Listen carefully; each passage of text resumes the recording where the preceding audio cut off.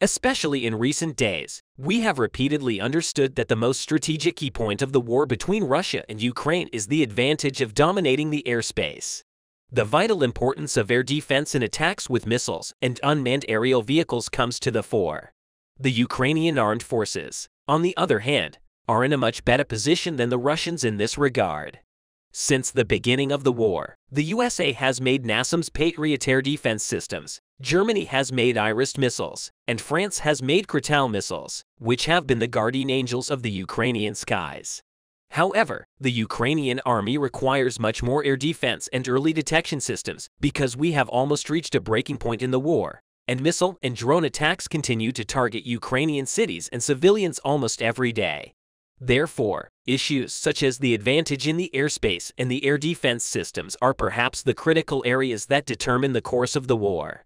The country that has taken the latest step in this regard is Israel. Surprisingly, Israel has announced that it will support both military and humanitarian aid, especially Benjamin Netanyahu's harsh rhetoric against Russia and his statement that he would support Kiev in this war has changed the situation.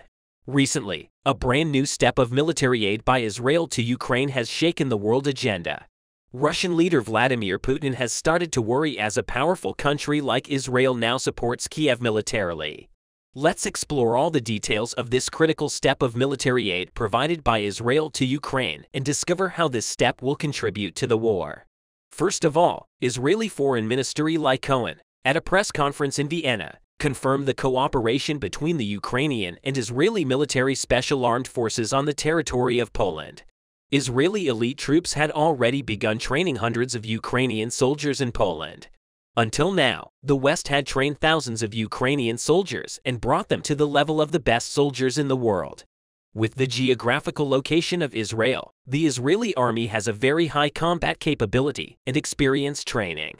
Now, with the cooperation of Poland, Israel, and Ukraine, hundreds of Ukrainian soldiers have had the chance to receive training from the Israeli army. This is one of the most significant steps ever taken by Israel. The subject of interest of the armies of both countries was the Israeli warning system called Ta-7 Atom for missile attacks planned to be used in Ukraine by Israel. In other words, the Israeli army was training the Ukrainian soldiers on the Ta-7 Atom early radar defense system, which is expected to be used frequently on the battlefield in the future. The system is designed to detect missiles and unmanned aerial vehicles and track their trajectories. The Israeli system is expected to allow air warning systems to be activated faster only where there is a real danger of missile fire or attack by enemy drones. Currently, Israeli special forces in Poland and the Ukrainian military are working closely to implement the Israeli radar warning system. This will also help a lot in saving the lives of civilians in Ukraine. It is planned to connect the civilian warning system to the Ukrainian radar system. This will make it possible to provide faster information to mobile phone owners and to activate air raid sirens in areas where there is a real threat of rocket fire. The Israeli defense system usually tracks the trajectories with radars that target the areas of bombardment. The system also calculates the approach time. The siren in the system gives a special signal showing how many minutes or seconds people have to hide. One of the important advantages of this system is that it can calculate the hit time and location of the launched missiles relatively precisely, and thus the operation area of the warning system can be localized according to a certain city. Kornachik announced that the red color warning system called Ta-7 Atom would be tested in Kiev for the first time. According to the ambassador, the red color radar system will be specially adapted to the conditions of Ukraine.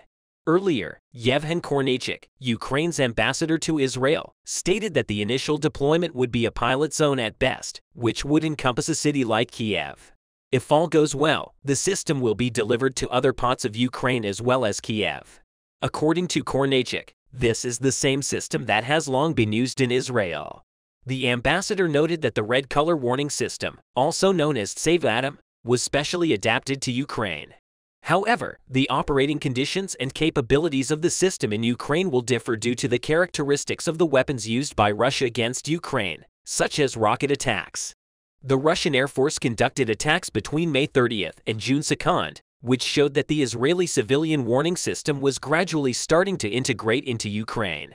If you remember, before the Israeli army trained the Ukrainian soldiers on the Atom early warning system. At the beginning of May, it announced that it had allocated air defense systems to Kiev again. Following this announcement, Israeli early warning radars were detected in Ukraine. The Israeli Ministry of Defense reported that Israel has begun the delivery of radars to Ukraine for early detection and warning of missile attacks. In total, Ukraine has reported that it will receive 16 such radars, which will significantly strengthen the country's missile threat warning system. The use of these radars will allow the Ukrainian army and people to receive timely information about possible missile attacks, which can reduce the risk of casualties and increase the level of security. The delivery of the first complex has already taken place, and its photo was published by the Israeli side. This delivery proved Israel's readiness to supply such weapons. Still, Ukrainian sources report that only 3 out of the 16 announced radars have been transferred so far.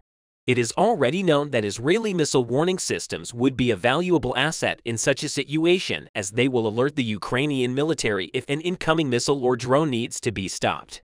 These Israeli defense systems will help the Ukrainian air defense forces replenish valuable and apparently scarce air defense munitions. Also, in a dire situation, the Ukrainian defenders may conserve their ammunition if they consider that there will be enough time and warning for people to find shelter before the rockets strike. It is thought that the Ukrainian-Israeli cooperation will continue much more tightly, with the Atom and other Israeli radar systems becoming operational in Ukraine.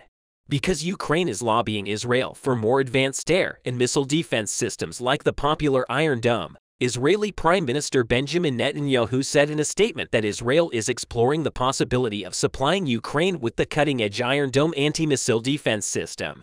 Netanyahu said that Israel should review its options and consider its interests in the region. He also added that Israel's contribution will likely be in other areas. Considering that Israel provided humanitarian aid to Ukraine and accepted a large number of Ukrainian refugees, it was predicted that Netanyahu's future aid would also be in these areas. But the early warning radar system supplied to the Ukrainian army falsified these estimates as a surprise. Israel has started to send defense systems to the Ukrainian army, as well as humanitarian aid. As for the Iron Dome, although Israeli Prime Minister Benjamin Netanyahu occasionally gives positive signals, the government continues to linger on the issue. A Ukrainian official said that although Kiev is pleased and appreciates Israel's decision, the country still needs Israel to equip itself with anti-missile systems. With these statements, the Ukrainian authorities are constantly bringing up the much-desired Iron Dome air defense systems. Israel, on the other hand, continues to support the Baltic countries militarily, in addition to the aid it provides to the Ukrainian army. Estonia will soon procure Israeli-made long-range drones as one of its most expensive defense purchases. According to a contract with Israel Aerospace Industries, Estonian Defense Minister Hanno Pevkur was photographed with IAI CEO Boaz Levy in front of a mock-up of the mini Harop system. Pevkur said that the contract was worth €100 million. The Estonian report on this topic revealed that military officials from the country expect the drones to be delivered by 2024 and then deployed at full capacity by 2025. In summary, Israel, in addition to supporting Kiev in Russia's war against Ukraine, also makes military contributions to Baltic countries such as Estonia, which want to be protected from the effects of this war. Unexpected developments in the Black Sea. The unexpected move of the Ukrainian army forced the Russian army to retreat as a result of this conflict in the Black Sea. The Ukrainian army neutralized the Russian ships with a huge explosion. After this development, Russian President Vladimir Putin reacted angrily against this move. Russia's military power was again disappointed. As a result of this negligence, several generals in the Russian Navy were forced to resign. But is this failure alone the reason for these resignations? But one thing is certain: the Russian military will not easily recover from this defeat. Here are the details of our news. Unexpected events unfolded in the Russian port of Sevastopol and did not stop in the history of naval battles. The Ukrainian army managed to write its name once again. It is known that the Russian army does not know what to do as a result of successive failures. The fact that the army is led by a single man does not provide sufficient efficiency, and the soldiers are working under harsh conditions. Faced with this situation, groups within the army started to revolt. As a result of Putin's erratic moves, many generals in the Russian army have resigned. However, his failure in the latest operation has led the army to further collapse, unable to close the distance felt by the people of the region. Despite Russia's presence in Crimea, the Russian army was plunged into a major crisis after the outstanding success of a group in Crimea. The group's move was so effective that it emboldened the population, which had been reacting against Russia's presence in the region. Russia's Mossad put its presence in Crimea under grave threat. In this situation, if similar operations were carried out, Russia's presence in this region would be even more endangered. Taking this into account, the Ukrainian army started to contact the opposition groups in the region.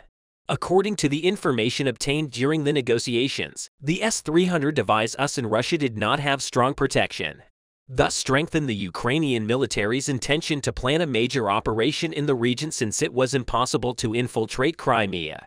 Ukraine turned to the opposition group of Fire for help.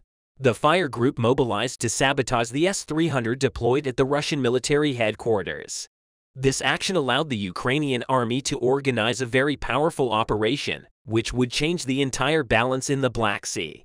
After attempting to infiltrate the military headquarters near Sebastopol, the Fire group began to put its plans into action using their inside connections. The most experienced members of the group targeted the 300 at the headquarters for sabotage, severely damaging its battery. The group caused the system to lock itself up, and this was the beginning of the end. After leaving the area, the Fire group in Crimea informed the Ukrainian military through a secret communication network. The Ukrainian army was going to carry out an easy operation, but the Fire group's sharing of an important piece of information turned all plans upside down. The Fire group not only disrupted the S-300s, but also captured critical information. The port of Sebastopol was destroyed by a person who provided the coordinates used by the Ukrainian military. Thanks to these coordinates, the Ukrainian military fired HIMARS and long-range Patriot missiles towards the port, causing damage. During these attacks, it was noticed that the Russian defense system S-300 were degraded but could not intervene. Ships in the harbor were also adversely affected by this attack. The events at a Ukrainian headquarters caused great tension, believing that the Ukrainian army knew the harbor. Russian soldiers started to flee, believing that they also knew the location of the headquarters. Then this was reported to the Kremlin. There was serious confusion in the Russian army. The commander of the headquarters and the soldiers on guard duty were suspended, blaming the malfunctioning of the S-300. The events are being followed with great attention. Generals in the Russian Navy reported they resigned after Russian President Vladimir Putin gave clear orders. The general resignations, which have been followed by Putin for a long time, are thought to have caused the Russian army to pursue increasingly erratic policies and suffer more and more defeats, as they led to the constant replacement of front commanders during the Ukrainian war. Therefore, there is only one name to blame in Russia and the Russian army. Vladimir Putin has ruled Russia alone for a long time. No one has ever forced him to resign, even when there have been serious difficulties. That discomfort. Putin is known to have taken enormous precautions against the possibility of a coup, acting on the idea that he could do anything, even if any difficulties arose. No one demanded that he resign from his post. As a result of this comfortable situation, Putin does not hesitate to take drastic measures in case of a coup attempt. After the collapse of the Soviet Union in 1991, there was a renewed debate about how the Russian army went from being one of the most powerful in the world to being in such a state. Then Putin first came to power. He began to reduce the strength of the army to avoid co-op attempts. Throughout Putin's rule, the Russian army participated in simple wars. But when it tried to completely invade Ukraine, it became clear how seriously Putin had made a big mistake. In fact, it is impossible to call this a mistake for Putin. Putin has committed many major crimes during his time in power. The fact that he has been found guilty of many war crimes by international courts means that he should not resign even if he has the power to oppose it. If he resigns, many people besides Putin will be put on trial. However, it is unlikely that Putin will stay in power to avoid persecution. The crimes underlying the trials are so great that Putin's policies against the opposition alone are seen as one of the main reasons for the trials. Because at the beginning of the war, when Putin announced what he was going to do against the Ukrainian army, he took very serious steps to silence the reactions. His failure to defeat the Ukrainian army as a result of these steps led to a bigger crisis in Russia. Putin's prosecution is now inevitable because if he had not taken these steps, we would still be facing even bigger problems today. Initially, there was talk of an embargo on Europe, but after many people spoke out against it, Putin began a major cleanup operation. Initially, Putin targeted people who said that there should be peace with Ukraine. And then he started to fight against the oligarchs who are rich in oil and natural gas. These oligarchs had strongly opposed the planned embargo on Europe, although they kept silent at the beginning. Putin took action. After all, the oligarchs who made this proposal died in some way within about 8 months.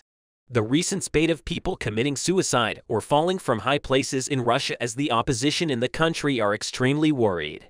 Because of the difficulties that Russian soldiers have gone through. They are worried that even when the Russian people start to rise up, people may be detained or targeted. This is a very worrying situation, both in terms of international law and the protection of free thought in Russia. The origins of this attitude in Russia can be traced back to the Soviet Union. But the most important move was made by Vladimir Putin. The period under Putin's leadership has been characterized by great difficulties. The country is no longer in a strong economic position, nor is it possible to model a peaceful and strong country in its region. With this realization, the public is focused on the upcoming elections. Tens of thousands of Russian citizens sent to Ukraine by Vladimir Putin are trying to flee the territory of Ukraine.